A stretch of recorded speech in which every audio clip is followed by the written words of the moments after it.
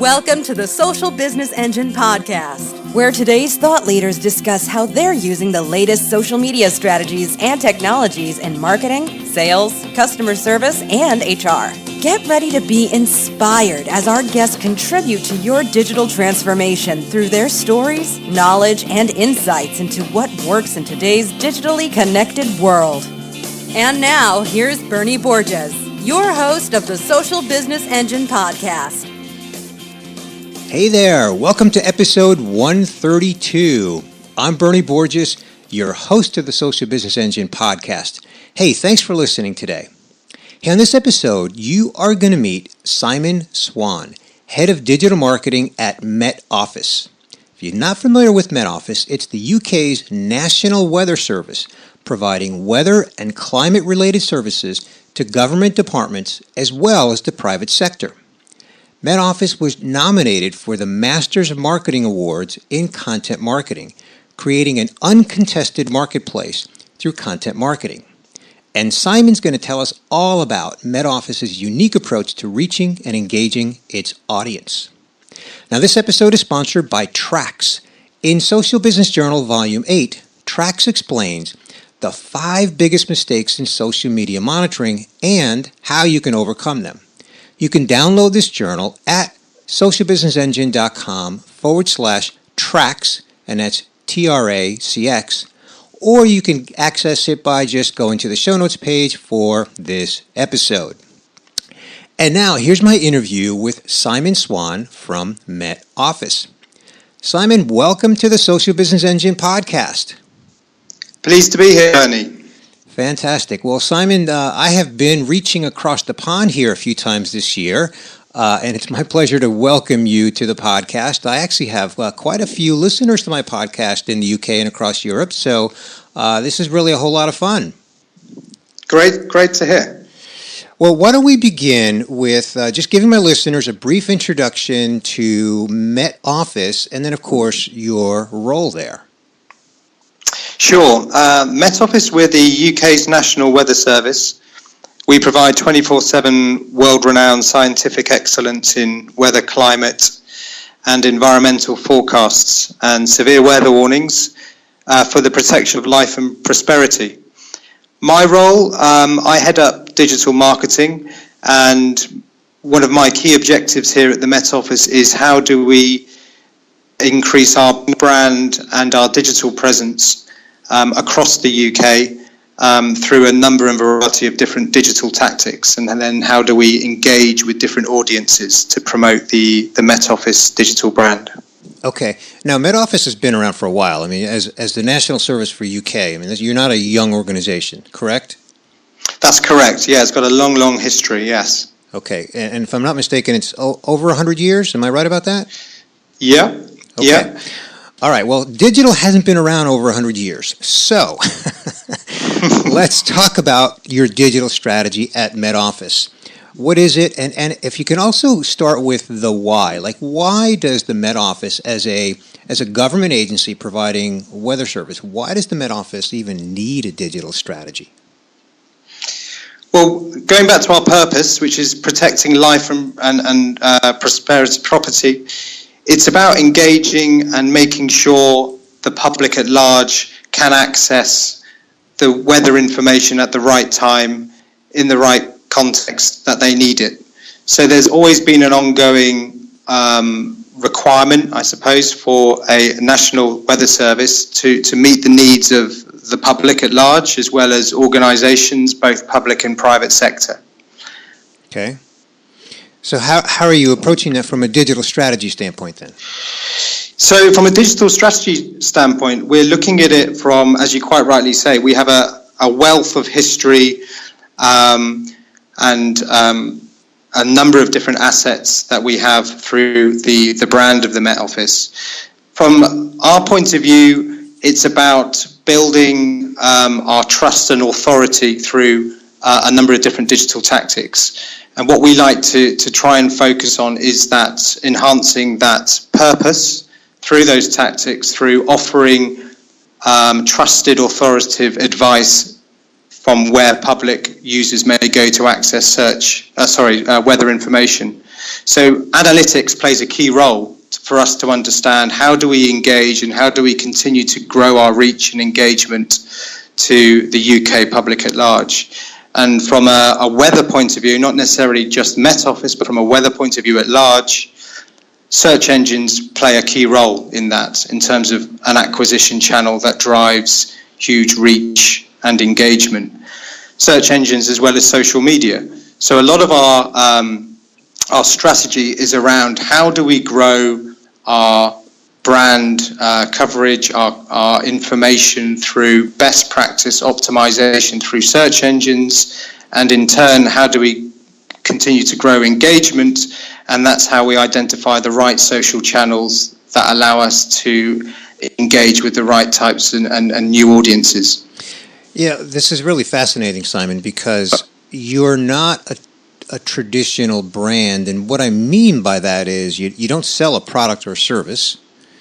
That's correct, yeah. Right? So you're not a for-profit company that sells a product or service, but yet you've got this intense focus on using digital strategies for branding and to be discovered through search engines. So I'd like to unpack that a little bit and really get into what's the strategy behind that. So if someone's doing a search, what are some reasons someone would be doing a search? What are some reasons someone would actually want to engage with the Met Office brand? Yeah, so there's a number of different ways we approach it. I mean, I think weather is very, very generic subject title. So a good starting place for us is obviously users that are wanting to understand how the weather plays a role within their lifestyle and their day-to-day running. So we see huge growth and engagement first thing in the morning, first thing in the evening, and that's mainly around location-based forecasts for the user, whether they're on a commuting journey or whether they're starting to plan out a family outing, for example. But there's also opportunities when we start to dig deeper into our analytics, away from just the standard weather forecast pages. There's a deeper understanding on more of the context around weather. So why is there severe weather that's taking place within my area? Even down to more educational. What is rain? What is wind? What is a weather phenomenon that's maybe trending through social media, such as the weather bomb, which we had a few years ago. And we're seeing generally in the weather market, it's a growing sector. And where a role the Met Office can play in that is obviously providing the best data we can, but serving the public at large through storytelling. So working right across our organisation, we have numbers of scientists within the organisation, and taking them on our journey in terms of us understanding from an analytics point of view key content opportunities where we can promote the Met Office through that trusted, authoritative content, which is then optimised for the right digital channel. Okay, love that. I want to talk a little bit more about that. So you're talking about storytelling, and you mentioned scientists. I would imagine scientists probably make up a good percentage of the population of employees at Met Office. Tell me more about that. Share with my listeners, what kind of stories are you producing through scientists? What are those stories about? And then what do you do with those stories? Yeah, sure. So a starting point we'll look at in terms of the objective of driving this reach and engagement, as I mentioned earlier, is to do a complete overhaul of keyword research across how users engage with the Met Office through digital, whether that's the desktop, whether that's mobile, and then also taking into account how users are finding the Met Office through the right channels or different channels, whether that's social media, partnerships, or search engine optimization. That gives us a starting point. From there, we've created a cross-office editorial calendar, if you like, and we've categorized weather-related content into seasons of the year. So the key aim for us as a relatively small team in such a large organization from a digital marketing point of view, it's to get buy-in in working right across our organization with numbers of different departments and pooling the right subject matter within those departments that can provide us with that specialist authoritative knowledge. So for example, in the UK from April through to September, we have the rise of pollen forecasts or hay fever. So from that point of view, we know we need to be creating the right content that users are looking for. And to do that, it's playing to the strengths of different teams in the organization. So we'll identify the right scientists that we can work with that can provide us with that expert, trusted content. That comes back into the digital team, where we will then optimize that content for the right digital channels that can drive that incremental traffic and engagement.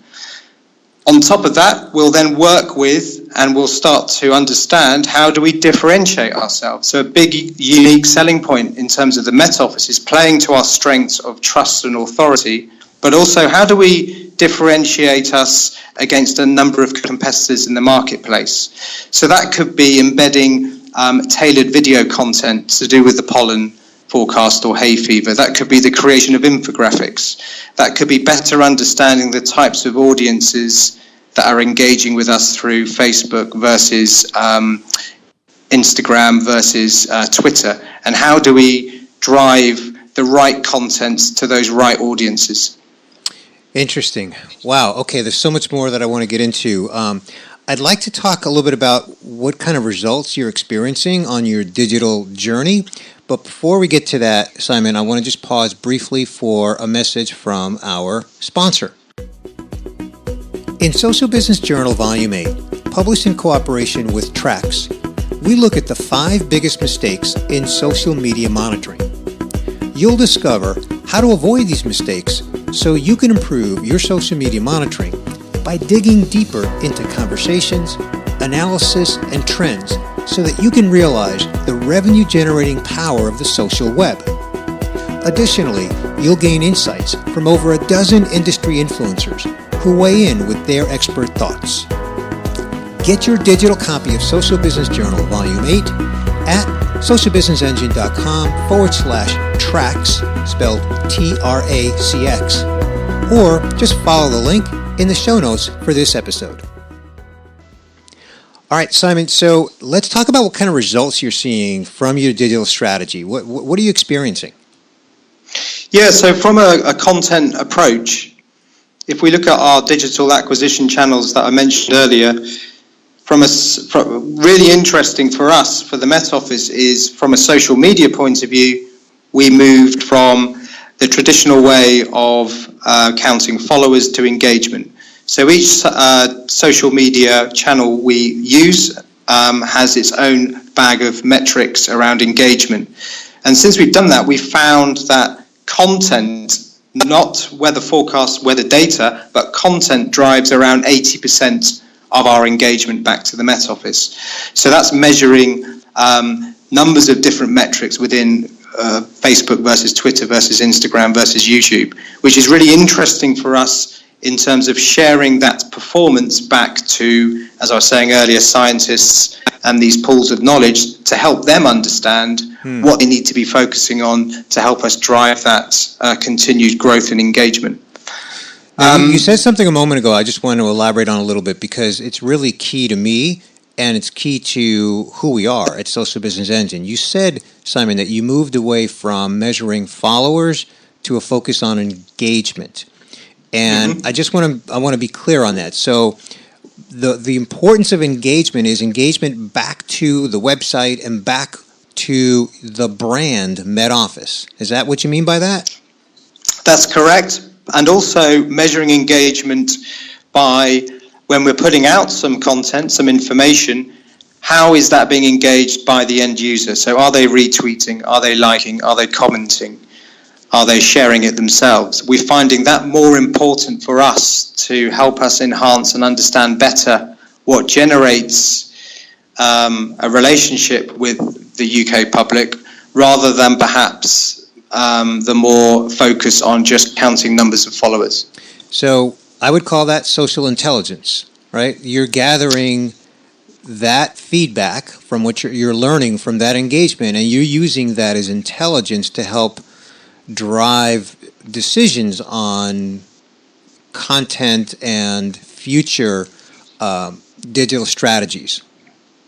Correct, yes. So in a nutshell, each of our social channels has its own bag of engagement metrics. So for our social media manager and for the wider team, we can then understand what generates better engagement for Facebook versus Twitter or through Instagram. So you can start to categorize your social media channels rather than looking at it as one big bag, but focusing on, right, okay, so video needs to be more focused through Facebook, whereas Twitter needs to be more focused for our customers that are tweeting us day in, day out, more customer service focus. So it's allowing us to enhance and better fine tune how we use these social channels to drive that further engagement and reach.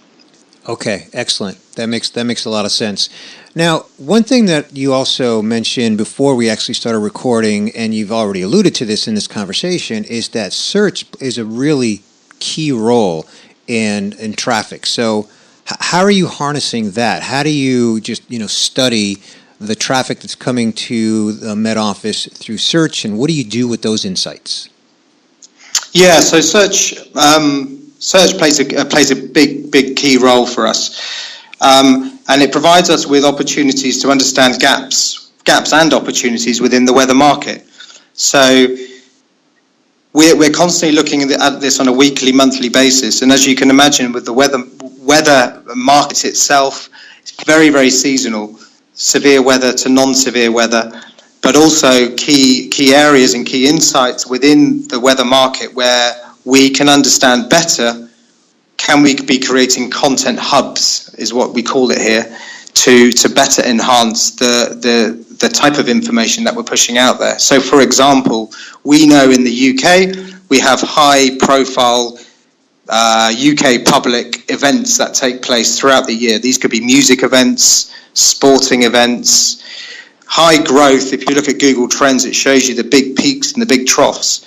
So it's allowing the Met Office to engage in completely new audiences that we wouldn't engage with perhaps in the past. Mm-hmm. And it's allowing us to build relationships with other organizations, non-competitive organizations that are using and utilizing Met Office information to enhance a better user experience for them as well as for us. So this could be the events, this could be holiday weather, for example, where we're creating content tailored to users that are looking to take a holiday, a vacation abroad, that want to know about how the weather plays a role.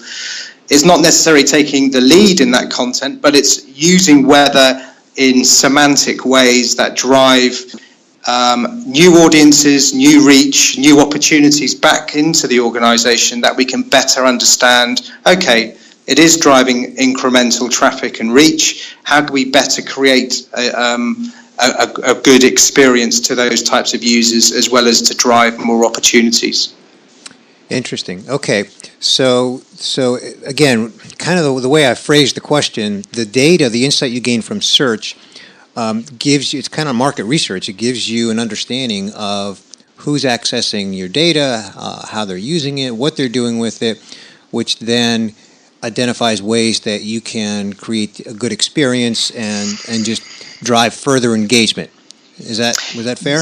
Very, very true. And I suppose from our point of view, we've seen the introduction of Google launching Google Weather as a vertical, which has had a big impact in terms of not just relying on weather data, weather forecasts to drive your traffic, because from a search engine point of view, Google is kind of in a strong position there to retain those types of users. Sure. So where we're playing to our strengths again with the Met Office is creating content around the data, around the forecasts that allow us to get our content into search engines and to rank really well. So the introduction of the Google Knowledge Graph, we're finding our content is now beginning to appear in the Google Knowledge Graph, as well as driving new, as I was saying earlier, new opportunities to drive new audiences through content, not necessarily just relying on data. Right. Okay, cool. Now, at the beginning, when I was introducing you, I made the comment that the Met Office has been around for 100 years or so, but digital has not. So since digital is fairly young, at least in the context of the entire life cycle of the Met Office. What are some of the things that you've learned, lessons learned, that you'd like to share with my listeners in terms of how it's impacting your strategy and kind of, going forward on digital strategy? Big lesson learned is start with your analytics and back up why you're saying what we could be doing from a digital point of view. But also understand, as you quite rightly say, digital is very much in its infancy, and it's a tiny team within the organizations that's focusing on this. You have to play to your strengths, especially if you're wanting to get buy-in across the organization, which has been a journey that I've been going on with my time here at the Met Office. And to do that, don't talk in the metrics of digital, especially to a non-digital audience. Talk in the metrics that's easy to understand to different communities within the organization that can understand the benefit they can provide you. They don't really want to know about page views, bounces, engagement stats, metrics. They would want to know about how the content or how the information they've helped your team with has enhanced our reach or our opportunity to create more content. So that's a big lesson learned, is don't get hoodwinked into thinking when you're talking to wider teams and trying to get that influence. Don't move into the point where you have to use that digital information, but turn it into content that would be understood by non-digital folk. Mm-hmm. Does that make sense? Oh, absolutely. Absolutely, yeah. I've made note of that, so that's going to be definitely a part of my summary when I get to that in just a little bit. But before I get to that, let's talk about what's next. Where are you headed in your overall digital and social strategy? Yeah, so the continued growth is definitely in the content area, but also understanding how we can start to migrate the learnings of content through our desktop into our mobile offering. How do we continue to create that unique selling point, that point of difference within the market, which is, through content, but how do we enhance that? And also moving into this new area of influencer marketing, how can we start to engage with our followers through the Met Office to work with them? These are members of the public, these could be organizations, and how do we reach out to them to work with us in building and creating content that way? Interesting. On the point of influencer marketing, is that something that's been started, or is that something that you're looking to do in the near future? Yeah, there's something we're looking to do and investigating at the moment as to opportunities. Okay. And do you need to get buy-in for that, or is that something that you already have buy-in for? Yeah, we've got the buy-in. I think this comes back to the journey of moving from followers to engagement. And naturally, the next journey from engagement is to, okay, so how do we start to build further engagement? And that's looking at this growth that we've generated through social followers, and how do we start to identify these followers into key opportunities? Yeah. One of the podcasts that I recorded about a year ago that you just reminded me of, Simon, is with John Yembrick, who basically is your counterpart at NASA here in the U.S. Right. And NASA, of course, is about space exploration. And one of the things that they do that you just reminded me of is that they engage the public frequently and just a lot. They just invite the public to engage with them as a brand, and they physically invite the public to their facilities on certain occasions, not on a daily basis, of course. And they have these town hall kind of sessions, meetings, where they invite the public, and of course the public is there with their smartphones taking pictures, and they have subject matter experts giving presentations. And it's just a really great way for them to create engagement, IRL, in real life, like with people face to face, and so it's beyond digital. It's the actual human to human connection, and it's something that really works for them.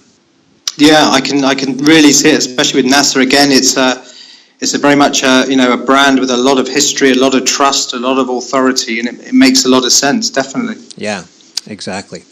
Well, let me do this, Simon. This is where I get to the part of the podcast where I'm always a little bit nervous about, because it's my attempt to summarize what we discuss here today for my listener who is often very mobile, and it's also an opportunity for you to go back and maybe elaborate on a point that you'd like to elaborate on from the summary. So here we go. We began the conversation with your introduction to who the Met Office is. You're the UK Weather Service. It's 24/7 weather. You serve the public and organizations, and it's all about protecting life and property with the data. And from a digital strategy standpoint, because as we discussed, you're a 100-year organization, but digital is not 100 years old, the focus is on building trust and authority. And by using digital to really enhance the opportunity to engage the public and advise the public with the data. So you're really focused on growing the brand through that trust and authority, through a very content-focused digital strategy. And that you really want to engage users, and you learn a lot about how the users engage with your brand through digital. Things like, they access data in the early morning and evening, and they want to get educational content, like you said, what is rain, what is wind, that kind of thing, and how weather in general is a growing sector. And it's funny you say that, because intuitively I know that. Of course, I don't know the data behind that, but intuitively I know that it is a growing sector because digital has really empowered the ability for us to learn more about weather. So one of the things that you're doing, which I love, is storytelling, and you're using your subject matter experts, i.e. your scientists, to do that storytelling to drive reach and engagement. You talk about how you use keyword research to identify the topics that are important and to also understand how users are actually finding the Met Office through SEO, through social media, and also through partner organizations. You talked about your editorial calendar and how you have to get buy-in across different departments for participation among the subject matter experts. I love that. We talk about that all the time. We call that employee advocacy. I don't say we, I mean, the industry calls that employee advocacy. And that you're really looking to understand, the impact of the content in terms of reach and engagement. And again, we talked about search and how that plays a key role, helping you understand, what's important to the public, and also to help you understand what audiences are out there, maybe identify some new audiences, and perhaps build relationships with audience segments or partner organizations around things like events and holidays and things like that. And it just really gives you the ability to create content around key topics that are obviously important to the users. And then from a results standpoint, I love the fact that you've moved from focusing on followers to engagement. Love that. And how you really focused on driving content back to the website and understanding across the different channels, Facebook, Instagram, YouTube, etc., what's important to those communities, and then you can communicate internally to your scientists and basically to the subject matter experts what's working and how the user is engaging with the Met Office, and really helps you understand the role of those social channels to help you continue to kind of build the use case for it on an ongoing basis. When we talked about lessons learned, you said that it really is about starting with analytics so that you can understand exactly what you need to continue to do, what's working, maybe what's not working, and just always have the ability to get buy-in within internal organizations. And then, of course, you talked about how it's important to communicate internally around business benefits, not around, page views and bounce rates and, things like that. And then from a what's next standpoint for Met Office, more growth and content focused on continuing to focus on user engagement, more mobilization or the ability or availability rather of the content through mobile, enhanced differentiation for Met Office, and then you also said that influencer marketing is on the near horizon for you in terms of engaging with the public and perhaps organizations as a way to continue to enhance the Met Office brand. So that's my summary. Aside from being a little out of breath, I'll ask for your reaction and anything you'd like to elaborate on. No, I think you've covered everything expertly well there. Oh, fantastic. Really good. All right. Really good. Terrific. Well, Simon, where would you like to send people to connect with you and just learn more about the Met Office? Yeah, so you can follow at Met Office through our Twitter. feed. We're also on, like I mentioned, through another channels, YouTube and Facebook. metoffice.gov.uk is our desktop. And myself through LinkedIn. Just search for Simon Swan, Met Office, and hopefully you'll be able to find me through there. Cool. And what's the Twitter handle? At Met Office. Met Office, okay. It's all one word, yeah. All right, fantastic. Well, my listeners know that all of that will be linked up in the show notes. So, Simon, thank you so much for joining me here today on the Social Business Engine podcast to share the digital strategy story at Met Office. That's a pleasure, Bernie. Enjoyed it. Fantastic. Well, I hope that you enjoyed my conversation with Simon Swan, Head of Digital Marketing at Met Office.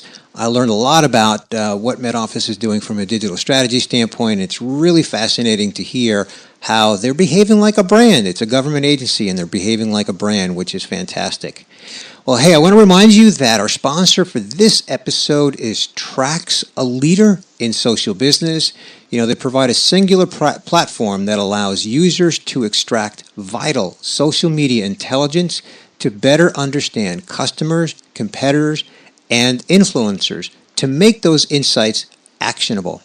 I invite you to check out Social Business Journal Volume 8, The 5 Biggest Mistakes in Social Media Monitoring, to learn how to avoid these mistakes, but also how to improve your social media marketing. So you can get your copy of this journal at socialbusinessengine.com/Trax, and it's TRACX, or you can just follow the link in the show notes page for this episode at our website at socialbusinessengine.com. And hey, I've got one more invitation for you. I want to invite you to become a member of our Social Business Engine community. Membership is free and it provides access to premium content that we only make available to members because membership has its privileges. Our community is made up of thousands of business professionals who, just like you, want to learn more about social media strategy, social technology, and social culture to create better business results and improve their careers. It's easy to become a member. Just visit our website at socialbusinessengine.com. Hey, that is going to do it for episode 132. I want to thank my guest once again, Simon Swan, Head of Digital Marketing at Met Office. This is Bernie Borges, aka at Bernie Borges on Twitter, wishing you continued success on your social business journey. Thank you for listening to the Social Business Engine podcast. Be sure to tune in again next week to reconnect with Bernie Borges for more insights, inspiration, and practical advice on social business. Visit socialbusinessengine.com to catch even more content on social strategy that will rock your business and your career.